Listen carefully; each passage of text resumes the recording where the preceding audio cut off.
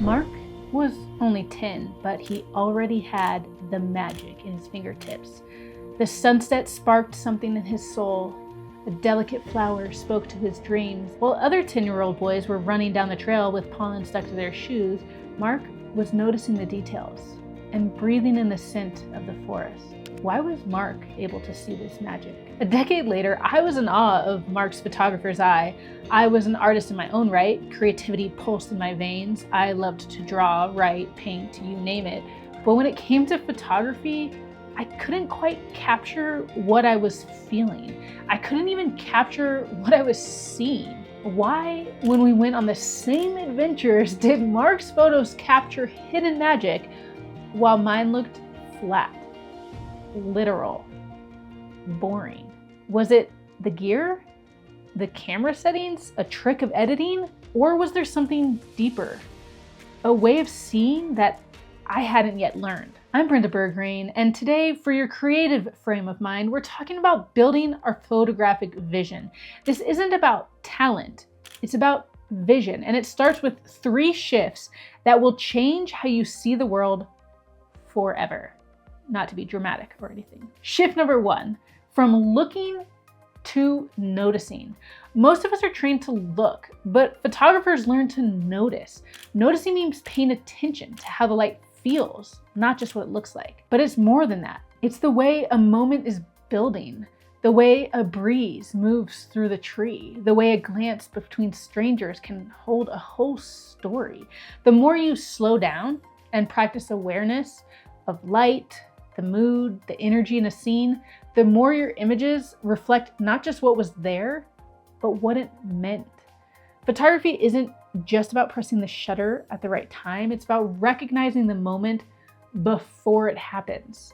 Magic starts the moment you slow down, when you stop scanning and start truly seeing not just the light, but the emotion, the timing, the feel. That's when photos start to resonate. This week, choose one ordinary scene, your living room, a coffee shop, your backyard, and spend 5 minutes just noticing. Watch the way the light moves. Wait for a gesture or a moment. Don't shoot until something in your soul clicks. One of our photographer friends, Tyler Workin, made the analogy of setting up mouse traps instead of throwing traps at mice. Moments are captured through anticipation, not chance. One time, Mark and I were sitting there watching a sunset, and we thought it was over and started to pack up our gear, and the sky just blew up more beautiful than it had been. And from that moment on, we learned that sunset's not over till it's over. In fact, sometimes now it's kind of like a debate between the two of us where he'll say he thinks it's over and I say there's more to come, and we kind of have a bet on who's going to be right. Shift number 2, from following rules to following curiosity. When we first learned photography, we're taught the rules. Rule of thirds, leading lines, symmetry, and they matter, but not on their own. A leading line isn't powerful because it's technically correct. It's powerful because it guides the viewer into the frame the same way you were drawn into that scene. White space isn't just negative space, it's the feeling of fresh air. The rules are there to help you say what you want to say, to turn your curiosity into composition. So instead of asking, is this a good photo? Ask, what drew me here? What am I feeling? What do I want someone else to feel? It's all about shooting with intention, which, as I talk about in this video, is one habit that will change your photography. Every time you press the shutter, you're designing a message. Composition isn't about following rules. It's about making people feel what you felt. So pull up one of your favorite photos and ask yourself, why does this work? And then go shoot something new using just one compositional idea. White space for calm, symmetry for balance, leading lines to draw someone into the emotion. For us, when we're shooting outdoor adventure, we're not just trying to show a mountain biker on a trail, we're trying to show how it felt to go fast down that trail, or how scared we were when we were climbing and you're trying to get that clip and you just are hoping that you're not gonna fall at the wrong time, or when you're skiing and you just feel the fresh joy of the fresh powder. When we're shooting weddings, we're trying to capture the joy of our couples, or the chaos of the getting ready room, or the nervousness of what somebody is feeling. Which brings us to shift number 3, from performing to flow. One of the most powerful things about Mark's photography back when he was a kid is that he didn't care about impressing anyone. He wasn't thinking about likes or algorithms or whether his wildflower photo would win awards. He just loved it. He loved getting lost in the process. He was fully present, in the zone, in flow. In my Why Photographers Struggle with Creativity video, we talked about why flow is so fleeting. The more time you spend shooting for the joy of it, not to prove something, but because you're genuinely connected to your subject, the more that magic starts to show up in your work. Flow isn't just a nice feeling, it's the fastest way to develop your eye.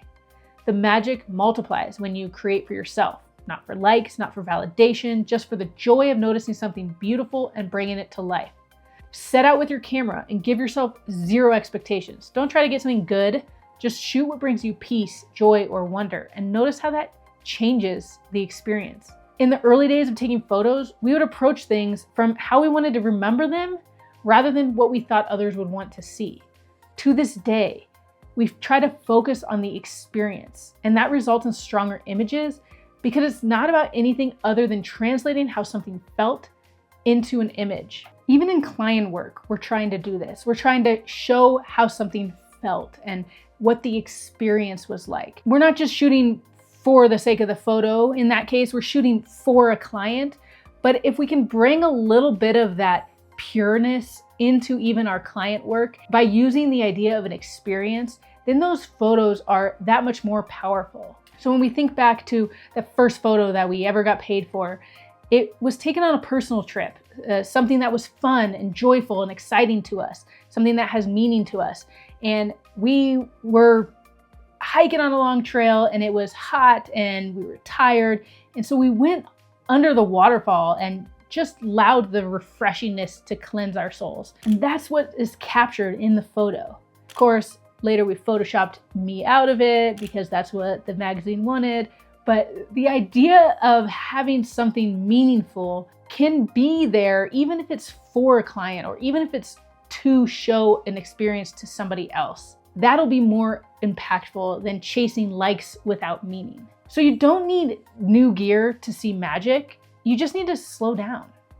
Follow your curiosity and trust that you're already wired to notice beauty. You just forget sometimes.